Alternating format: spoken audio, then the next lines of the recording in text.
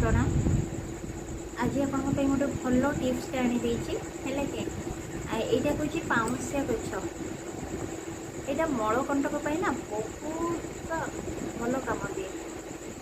मलकंटक अर्ष ये बहुत भल काम दिए। या कौन करेंगे ना सकाळु एते खंडे यार कर सहित पत्र भी आणिकी 3टी गोलमरीच सहित सकाळु भल से बाटी देवे। शिଳରେ बाटी देकिना पानी करदे। लोकनाथ आगे गाधी सारा पर लोकनाथ आगे 21 दिन सेवन करेंगे। 21 दिन सेवन करने पर आप जापर यार ये केमी रिजल्ट हो बहुत भल रिजल्ट दब।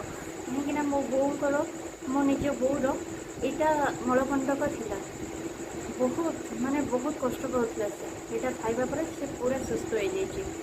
से कहे कि कमेंट रे जनइबे यार उपचार पर आपको कौन रिजल्ट मिलूँ कमेंट रे जनइबे।